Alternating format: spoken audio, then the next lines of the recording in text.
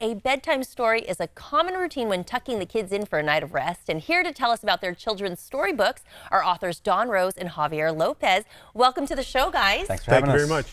Well, first of all, I'll just say it. You see a couple guys, you don't think they're children's book authors. So how did you guys get started and how do you know each other?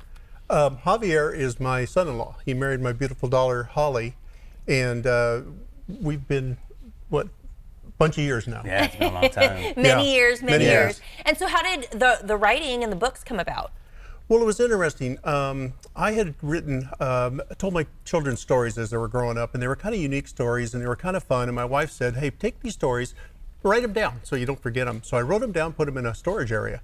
And a few years later, with the kids all grown up, I've got 4 children. When we had my youngest daughter was killed in a car accident.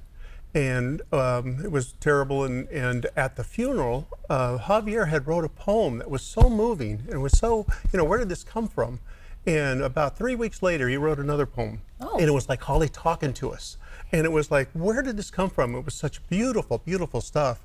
And it was I just know he did poems. We talked about him doing poems. I had these stories. And then so my daughter my youngest, she's 12. She went and stayed with them at their house. And she comes home one day and she's like, oh, Dad, Papa told me this cool story. I was like, yeah, what's it about? She's about a rock. I was like, okay, what's so great about a rock? She's like, oh, Dad, he was in the ocean and he got down, he got legs. And she starts to just give me little pieces, right? And I was like, oh, that's pretty cool. So I remember it just kept going in my head over and over. So I ended up writing a poem about it. And I sent it to him.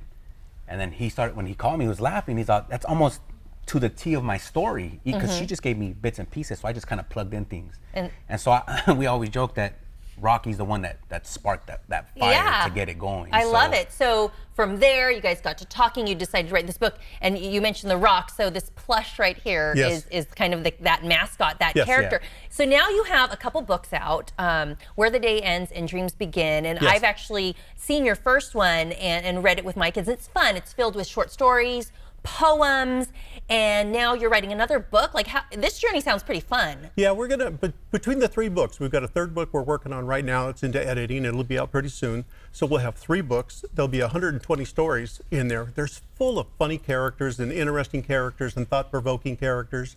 And it's half poems, half stories. The kids really enjoy the books because there's so much in there. There's so much in there. Yeah, why so many stories? 120, that's a lot of poems and stories. It just came. We just, his poems keep coming and my stories just keep coming. And that's what it is. Like when we first got together to do this, we didn't think about doing a book. No. So when we got together, he said, that's when he had told me I had these stories that I had written for the kids growing up. And I was like, oh, cool. So we said, let's put something together. So we went to, it was a UPS store. Yes. And we were just going to put a little book together for the family. Yes. And he likes to draw. This guy is like amazing. So he sounds talented. So we're putting little sketches and somebody seen it and said, hey, why don't you guys send it to a publisher? Wow. Get something going. So from there, we sent it and they enjoyed it. And then once you start writing, you get in that zone, you don't stop. So the juices are flowing. Yeah, the juices are flowing. And the creativity's there. And here in Sacramento, you guys are going to be sharing your books. You're doing a book signing. We are doing a book signing at Barnes & Noble on Saturday from 1 to 3 at Arden Fair. Yep. Nice. And it should be exciting. When we go there, we've got the Rocky the Rocks. The little dog down there is Uncle Frank. Uncle Frank is a real dog. It's our real dog. But Uncle Frank has been so much fun, and we give those away to the kids. The kids come in, we give it to them. They're having fun with it and the stories. Very nice. So your books are literally coming to life with these characters. Yes. What does it do for you to be able to share your stories and your poems? It's for me, the best is to see the kids' reactions. As we were talking off air, I had a teacher send me a video of one of her students reading it, and he couldn't get through the story laughing. The kids are laughing, and to me, that's the best thing, right? Like, that's the difference I wanted to make. It's to bring a smile to a kid's face. Yeah, and all these comments we've been getting is from teachers and grandparents and hospitals. They really are taking these books to heart, and I think it's really been fun for us to see it grow and expand. And again, there was a lot of stories that we had for the first 2 books. The 3rd, we're starting to make stories up now, but we're kind of in the zone. Well, I love it. These books are great. You can catch them at Arden this weekend. They're doing a book signing. Thanks for sharing that with us. Thank you very much. This interview involves commercial content. The products and services featured appear as paid advertising.